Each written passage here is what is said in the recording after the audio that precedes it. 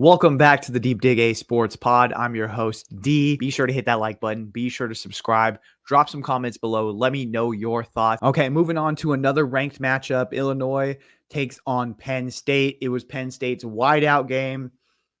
And this was a game that it was an ugly football game. I want to say it was 3 missed field goals combined for each for the teams.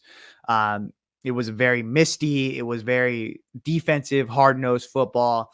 Drew Aller, I don't believe, even got a touchdown this game.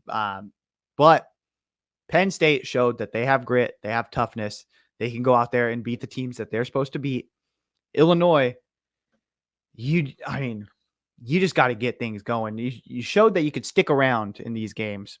Can you take the next step moving forward? Can you beat a Penn State? Can you beat someone that you're not supposed to beat? You showed that you couldn't do it this week. Can you do it moving forward? It's going to be a tough sledding once you get deep into this Big Ten schedule. But you showed the ability to stick around. You know what I mean? At least you could pat yourself on the back there. But Penn State, your defense absolutely shut this offense that was rolling last week down in the second half. You got to feel good about that. You get your win, you punch your clock, and you get out of there. Good win for Penn State. You keep the ball rolling, and you live to fight another day. And I think that you've shown that you have an identity. It is defensively.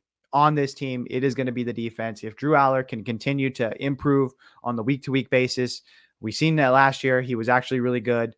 If he can just beat Ohio State this year, you got something on your hands. You're going to prove that you're going to move forward into this college football playoff. And I think they're a dark horse for me to make a really deep run. Staying in the Big Ten, Michigan takes on Minnesota. What can you say about this Michigan team? Defensively, they're awesome. They have such a good pass rush. You see that they are hungry dogs on the secondary. They'll go out there and get a ball for you when you need. But this is such a one-dimensional team. They can only run the ball. Alex Orji just proves that he is not a quarterback. Like, speaking of not a quarterback, he is not a quarterback. I don't know what you can do because this was the guy that you needed in there to like create some juice. But realistically, I think he had 83 or 8, like somewhere around the 80-yard range passing. And this is a team that they cannot throw the ball. And Minnesota almost came back on them. If it wasn't for an offsides on an offsides call on the onside kick at the end of it, which they did. So they recovered the first onside kick. It got called back because of an offsides call. If they don't get that, Minnesota has all the momentum. They had already proven that they could carve up this defense. And they were after they hit the second half, they figured out what they needed to do against Michigan. It was quick pass. It was throwing the screen game, then opening it up for the middle of the field.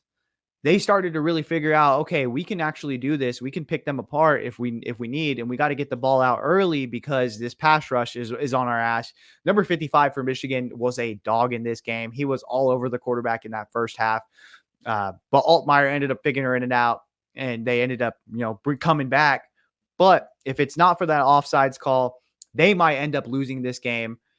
Again, Michigan, you do what good teams do. You beat the teams that you're supposed to beat. But once you run into a team that's actually a powerhouse or actually a contending team, you're going to lose. You can't throw out a guy that cannot throw the ball. You just can't and expect to win a championship. So I think that Michigan fans know what to expect moving forward. You know that you have a guy at quarterback that isn't good.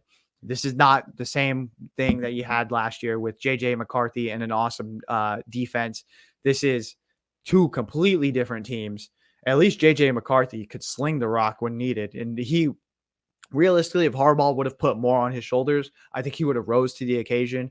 I do not see Alex Orji rising to the occasion and putting the team on his back when needed. I mean, look at even the USC game. They needed to go the gambit, the full football field, and instead they ran the ball instead of throwing it. So I don't think that he's capable of really putting you when you need, when it comes to nut cutting time and you need to go out there and get a score very quick. I don't think that Alex Orji is going to be able to do it. He hasn't proven it yet. So that's just something, another notch on the Michigan belt. You get another win, but If you're a Michigan fan, you can't be feeling great about it. Be sure to hit that like button. Be sure to subscribe. Drop some comments. Just let me know your thoughts, what you thought about this entire weekend of college football. I thought it was awesome. I want to hear from you. All right. Later.